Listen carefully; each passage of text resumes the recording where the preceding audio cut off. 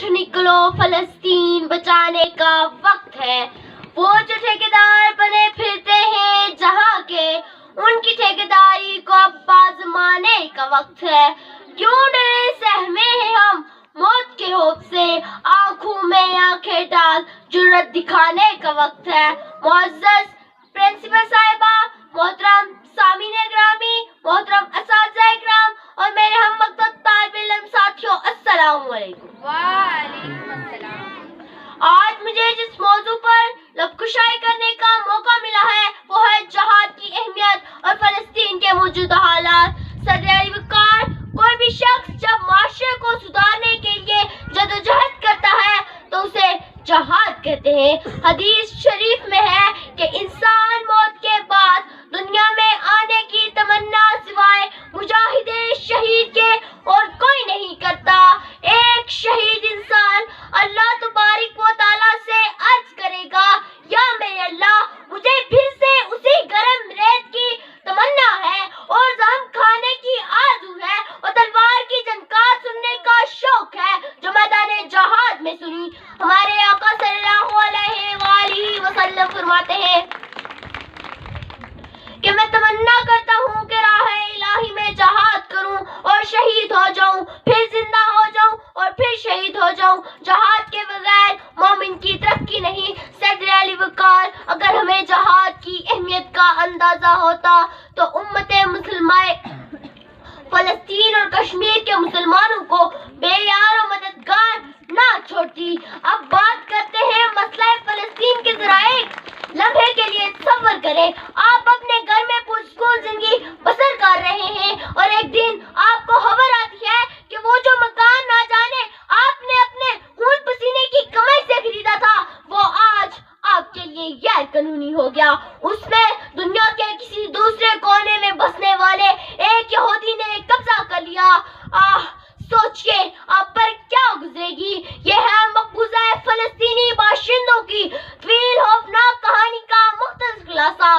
मैं शर्मिंदा हूँ ऐ मेरे फलस्तीन, मैं मजबूर हूँ ऐ मेरी अक्सा, मैं बेबस हूँ ऐ मेरे मुजाहिद भाइयों, मैं बेअख्तियार हूँ ऐ मेरे अक़दस। मैं तुम तक आ नहीं सकती, मैं गैरतमंद मुस्लिम को जगा नहीं सकती, मैं तुम तक सिवाय दवाओं के कुछ पहुंचा नहीं सकती, मैं तुम तक राहें अगर आसान हो जाए, मैं नंगे पाँव दौड़ती हुई आ जाऊं। तेरे तहफ़्फ़ुज़ पे जान कुर्बान कर दूं। सदर अली वकार, वक्त सबको याद रखता है, तारीख सबको याद रखती है।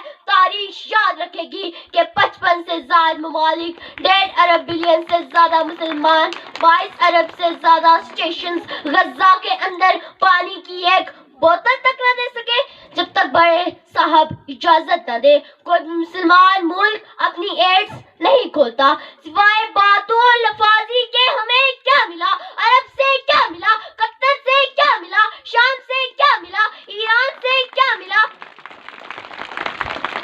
इराक से क्या मिला? किसी से कुछ नहीं मिला। बोलने तक की हिम्मत नहीं रही हमारे अंदर।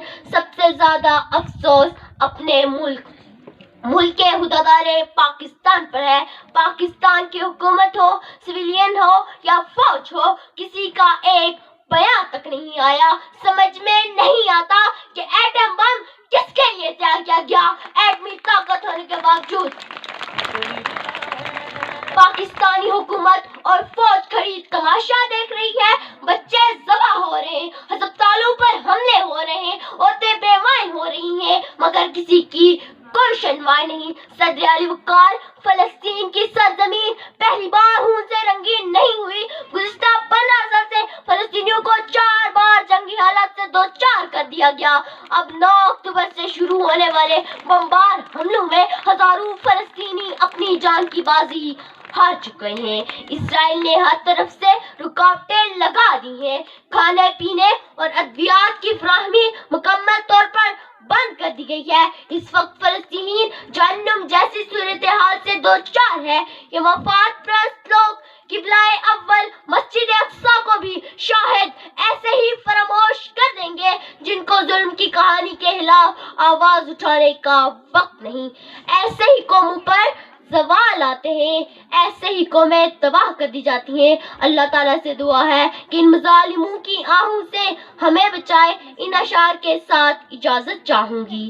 روشنیوں کی راہ میں جو دیوار بنے گا نہیں رہے گا، غاصب کو جو غاصب کھل کر نہیں کہے گا نہیں رہے گا، ہے صبح کی سیاہی جٹ جائے گی کٹ جائے گی، درد کی منزل کٹ جائے گی، جو خون ہوا لٹیروں کے ہمراہ چلے گا، جو خون ہوا لٹیروں کے ہمراہ چلے گا نہیں رہے گا، گری ہوئی دیوار سے ناتا توڑ، اب خوش فہم سامراج کو چھوڑ، اب بھی وقت ہے جو آواز کو نہیں سنے گا نہیں رہے گا نہیں رہے گا۔ وَمَا إِلَيْنَا إِلَّا الْبَلَاغُ الْمُبِينُ۔